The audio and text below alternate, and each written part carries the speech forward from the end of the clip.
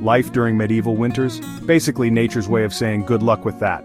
Forget cozy castles and warm fireplaces. For peasants, winter meant waking up in a house colder than your neighbor's personality, dragging yourself out of a hay pile while your eyebrows froze. Imagine, if you will, a world where the chill seeps into your very bones, where survival hinges on ingenuity and resourcefulness. So how did they survive? Let's step into the snow-crusted boots of a medieval peasant and find out. Dawn breaks over a medieval village, the sun a pale ghost in the frost-rimmed sky. Inside a peasant's dwelling, the air hangs heavy and cold, the only warmth emanating from the slumbering bodies huddled within. Medieval homes had no insulation, no central heating, and definitely no hot cocoa by the fire. A peasant's bed was often just a pile of hay, 2 feet thick if they were lucky. But here's the genius hay trap's warm air like natural bubble wrap. Add in layers of moss, old clothes and rags, and you've got medieval memory foam, minus the comfort, of course. Imagine waking in the darkness, the frigid air biting at any exposed skin. The floor, merely packed earth, offers no solace from the chill. But there's more to this rustic bed than meets the eye. Surprise bonuses? Eggs laid by chickens in the night, mice snuggled in beside you, or bugs treating your bed like an all-you-can-eat buffet. Not exactly the Ritz, is it? Yet, in this seemingly inhospitable environment, life persists. The warmth of shared bodies, the rustling of livestock nearby, these were the sounds and sensations that greeted a medieval peasant each winter morning. Every day was a testament to resilience, a battle against the elements fought with ingenuity and a healthy dose of acceptance. The struggle began anew with each sunrise, a stark reminder of the unforgiving nature of winter. But amidst the hardship, there was also a sense of community, of shared purpose, as villagers faced the cold together.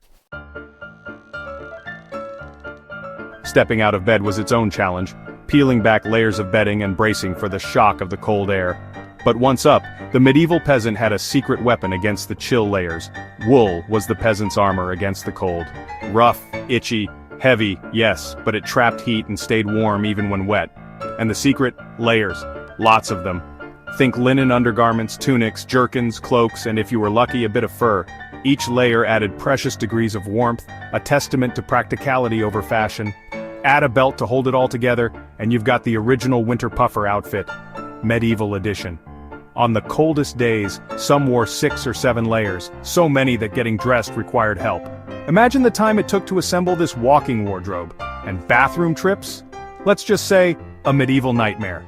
Children, bundled up like miniature Michelin men, would tumble and play, their laughter echoing through the frigid air. Their small bodies, radiating a surprising amount of heat, were swaddled in layer upon layer of hand-me-downs, each garment bearing the testament of winter's past. This was clothing as a matter of survival, each thread playing a crucial role in the fight against hypothermia. It wasn't about looking stylish, it was about staying alive. And within these layers, beneath the rough wool and the well-worn leather, beat the hearts of a resilient people, determined to persevere despite the biting cold. The heart of the medieval peasant home was the fire. Not a roaring fireplace with a crackling Yule log, but a simple smoky pit in the center of the room. Fire was essential, but fireplaces were just open pits in the middle of the room. The smoke? Everywhere. Chimneys weren't a thing yet, so the whole family lived in a smoky sauna. Imagine the air, thick with the scent of burning wood and peat, stinging your eyes and coating your lungs. But this fire was more than just a source of warmth. It scared off bugs, dried out clothes, and preserved wooden beams with a thick layer of soot. It was a beacon in the darkness, a gathering place for families huddled close against the chill. As for fuel, anything that burned, old tools, bits of fence, and even entire barns got repurposed during hard winters. Every scrap of flammable material was precious, meticulously collected and hoarded. One coal kept alive overnight was the key to tomorrow's warmth. Lose it, and you were off on a frosty journey to borrow fire from the neighbors. This ember, carefully guarded through the night, represented hope, a tiny spark of life in a world cloaked in ice. Chapter 4. Stew for Days. With the sun sinking below the horizon, casting long shadows across the snow-covered landscape, attention turned to the most important meal of the day. Dinner for a medieval peasant family was a lesson in resourcefulness, a delicate dance between sustenance and scarcity. Dinner was experimental. Root vegetables, dried herbs, salted meat if you were lucky, and whatever else you could find. The stew pot stayed on the fire all winter, with new ingredients tossed in daily. Tree bark, stale bread, even leather strips. Desperate times, creative recipes. Imagine the aroma, a strange concoction of earthy, savory, and slightly off-putting smells filling the small dwelling. Was it appetizing? Perhaps not by modern standards.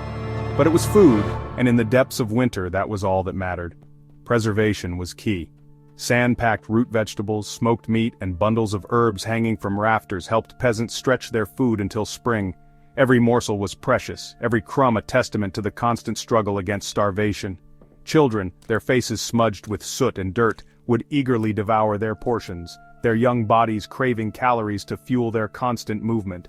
The elderly, their bones weary from a lifetime of toil, would savor each bite, their wisdom reminding them that spring, with its promise of fresh growth, would eventually return. Chapter 5. Animal Roommates. In the depths of winter, the line between indoors and outdoors blurred for the medieval peasant family. Their humble abode was not only a home for humans but also a sanctuary for their livestock. Yep, animals indoors. Chickens, pigs, sheep, even cows. About 30% of peasant living space was shared with livestock in winter. It wasn't just practical, it was warm. Imagine the scene, a cacophony of snorts, clucking, and the occasional moo echoing through the small dwelling. The air, thick with the scent of hay and animal musk, was enough to make a modern nose wrinkle in disgust. But for the medieval peasant, this was simply a fact of life. A cow could give off more heat than a small fireplace. And pigs, nature's heating pads. It was noisy, smelly, and chaotic, but to medieval families it was survival. The animals, accustomed to their close quarters, would huddle together, their combined body heat creating pockets of warmth in the otherwise frigid dwelling. Children, unfazed by the lack of personal space, would play amongst the livestock, their laughter blending with the animal sounds. This symbiotic relationship, born out of necessity, was a testament to the ingenuity and adaptability of both humans and animals in the face of adversity. Chapter 6. Earth Homes. The medieval peasant's home was more than just a shelter. It was a testament to their resourcefulness and their deep connection to the land. Built with whatever materials were available, these dwellings were designed to withstand the harshest winters. To keep warm, peasants got smart with their houses. Many were partially buried underground. This took advantage of the Earth's stable temperature, keeping the home around 50 to 55 degrees Fahrenheit inside. Imagine a dwelling nestled into the hillside, its roof covered in a thick layer of earth and sod.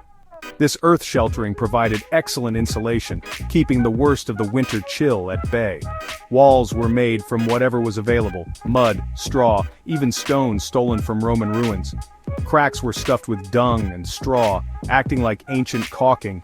These homes were often dark and cramped, with low ceilings and earthen floors. But they were surprisingly effective at retaining heat. Some homes had green roofs with goats grazing on top and grass roots holding the structure together. Eco-architecture? Medievals did it first. These roofs, a kaleidoscope of wildflowers in the warmer months, provided additional insulation and served as a grazing ground for livestock. The ingenuity displayed in these humble dwellings is a testament to the human spirit's ability to adapt and thrive, even in the most challenging of environments. Chapter 7. Tools for Survival. Winter for the medieval peasant was a constant battle against the elements, a test of ingenuity and resilience. But they faced this challenge head-on, armed with an arsenal of tools and techniques passed down through generations. Winter meant tools, snow shovels made of hardwood, mittens stuffed with moss, fur, or even cat hair, socks with woven rabbit skin, and the snow scorer, sticks planted in the ground before storms to mark paths home. It was medieval GPS using berry juice and wooden poles. Genius. Imagine a world without weather forecasts, without smartphones or satellites.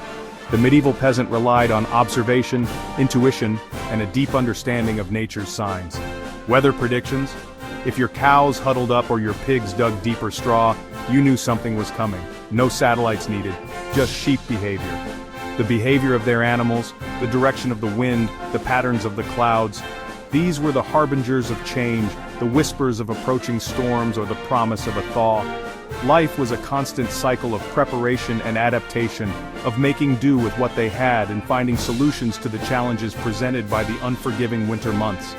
These tools, crafted with care and imbued with generations of knowledge, were more than just objects, they were extensions of the peasants' will to survive, tangible representations of their enduring spirit. Outrow medieval resilience. So while fairy tales gave us castles and comfort, the real heroes were peasants, surviving brutal winters with hay beds, animal roommates, perpetual stew, and 6 layers of wool. They didn't just endure the cold, they outsmarted it. Think of the ingenuity, the resourcefulness, the sheer determination required to face such harsh conditions year after year. These were not people of privilege or luxury, they were survivors. Their lives a testament to the enduring strength of the human spirit, and maybe, just maybe, there's a little medieval survival genius we could still learn from today. Perhaps a renewed appreciation for the simple things, a deeper connection to nature's rhythms, or a greater sense of community in the face of adversity.